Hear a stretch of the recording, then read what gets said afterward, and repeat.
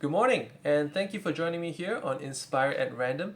Today I'm going to be talking about a topic that's very recent for me and very relevant because I can give you a first-hand experience. I'm not a medical doctor, but if you have been wondering, what is it like to recover from the numbness that you experience after a dog bite, I'm basically here to share that with you. Because 2 days ago, so today is actually going to be day two after getting a dog bite on my arm, and also here as well. So I had some very deep marks here into this bit here where all the nerves and ligaments are, and also here. So like on day zero, okay, I was actually very concerned about something that you guys may have heard or read about called neuropraxia. So neuropraxia is like some kind of a nerve damage that happens because the dog's teeth are very pointed. The canines of the dog's teeth are very pointed. So I had like very deep teeth marks. You can check it out on the video thumbnail probably, or on my previous video's thumbnail. You can see how bad these teeth marks are. So basically, the day zero when it happened. Okay, I'm going to be talking to you from day zero, day one, day two. And I'm going to be giving you examples of what kind of task I can do like from day to day, and this will help give you some ideas. So some of you may have like recently encountered a dog bite incident, or you have just encountered an incident and on your way to treatment, or you're deciding whether to get treatment or not. Okay, the first thing is that I want to tell you that before any of that, go see a doctor about it. Go to a hospital or something. At least go to a clinic. Um, if it was less severe, I would probably self-medicate it. But this time around, I'm glad that I went to a hospital because I found out that if let's like if for myself, the doctor asked me, do you have rabies protection, do you have tetanus protection? So I had these vaccines way back when I was in high school. That's a long time back. um, I may look young, but that's because I'm Asian. But I'm actually 39 this year. So it's been like 20 over years that I had vaccines, right? So they said then you should. Why? Because if you don't have the rabies vaccine, if you don't have tetanus, there could be conditions that can be life-threatening. So go see go see a doctor about it, okay? And then get treatment. So I also want to tell you that before we talk about the numbness stuff, I want to tell you that these wounds, they have been stuffing my wounds with gauze, so the wounds have not closed up. And the reason for that is because they want to just monitor it for infection, because infection can be a very messy affair. So do see a specialist if you're wondering what the heck is all that. Go see a specialist, okay? Now coming back to the nerve issue, uh, day zero when it happened. Okay, day zero when the incident happened, minute zero. Okay, I was still able to, punch off the attacking dog, deliver a few blows, still able to make a fist. But it's kind of like adrenaline. So I understood exactly why is it in the movies. You watch Avatar, the recent one. The guy was like. His body was like half gone, but he could still pick up his rifle. Why is he able to do that? Well, adrenaline. Okay, so but after the incident, literally 2-3 minutes after the incident, when I sat down, I was like, oh shit. I could not close my fist, and day zero also because I had vaccines on both sides. That also even it affected my non my my non-affected arm. I could barely lift, but that was because of the vaccine. Now next, but my grip strength was so poor that day, and literally if I had to unlock my phone, because I use a Android, and the sensors on the side, so I literally had to it's like super slow motion. So day zero is miserable. Like my right arm, apart from the fact that I could lift it, it was kind of slow too. Also maybe because of the vaccine injection, but it was the grip strength was almost non-existent. I was very worried because I play a lot of sports, so very very concerned. Neuropraxia. So if you're worried about neuropraxia, you're in the right place. Now, day two. When I woke up, when I woke up on day one, the next morning after the incident, It's like, hey, I could kind of like do this. Not as fast as today though. This is day two after the incident. Like, but day one was like, I was like, hey, that's not bad. But I could not do squeezing actions. It was still strenuous. It was still strenuous for me. I couldn't do pinching and squeezing actions. Um, I could not pull uh, the car door open. I had some trouble. Also, like pressing down the door lever, like the one behind me. I had some trouble with that. Uh, and I even had some trouble applying face cream. So uh, day one, it was better than day zero, but still not very good. So but what was motivating was the amount of difference from day zero to day one. It was a huge difference. And today, from day one to day two, when I woke up in the morning, I was like, yes. Yeah, it was a huge difference, and it kind of reminds me of the time when I first moved to Thailand, and on day three, when my dog came over, he was attacked by all these strays or other dogs in the neighborhood. I don't know who the hell owns them.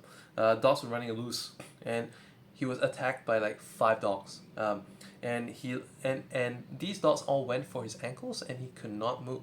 He could not move for like a couple of days, and it was about uh, it was about 10 days before he could get back to normal walking and running.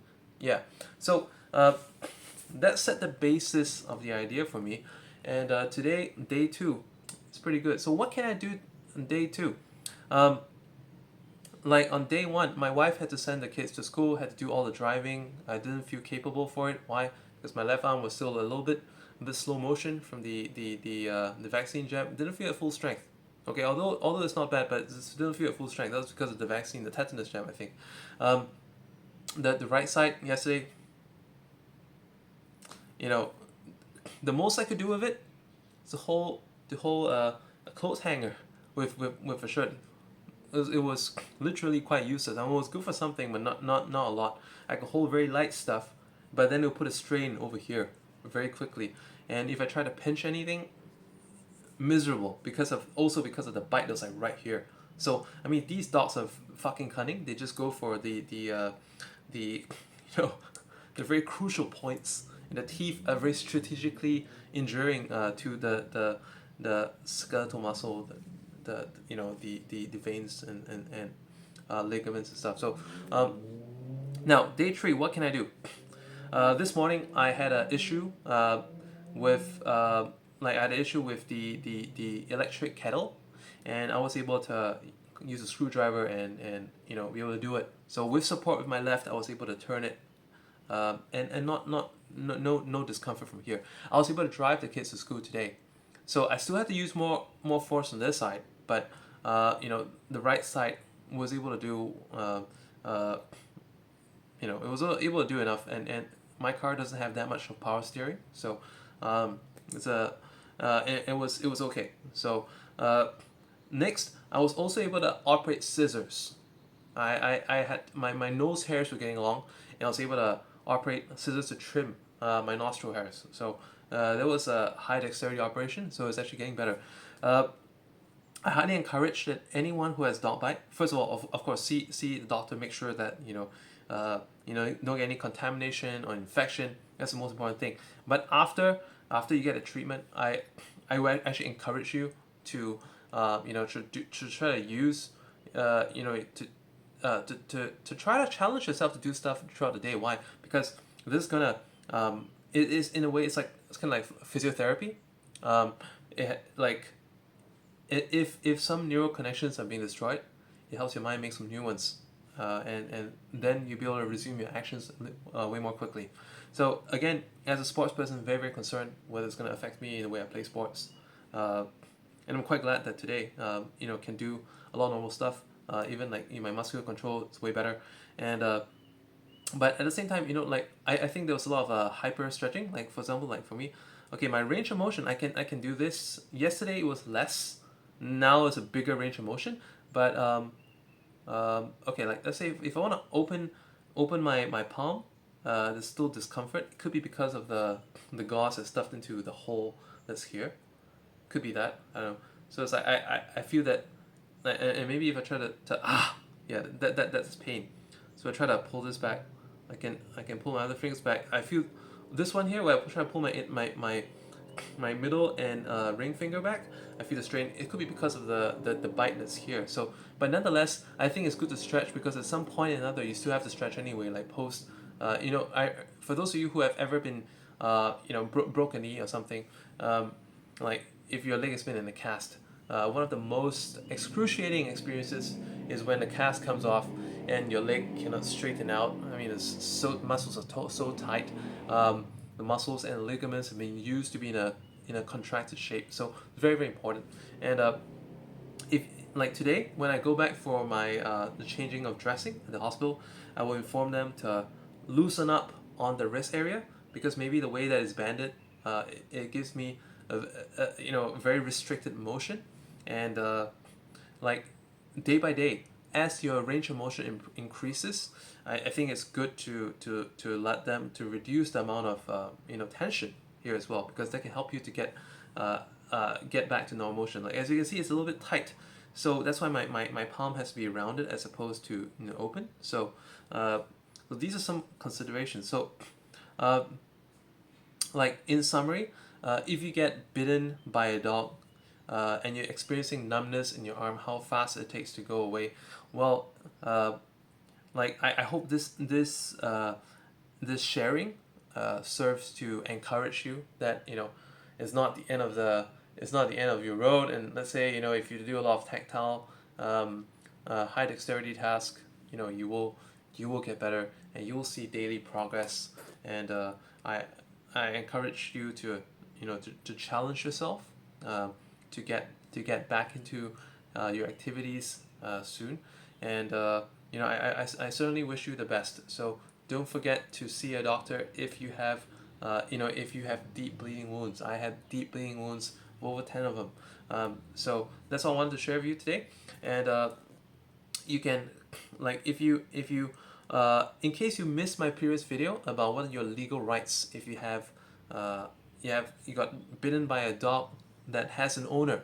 Okay, do check out my previous video and do subscribe to my channel for more videos and live sharings. Thank you again for joining me on Inspire at Random.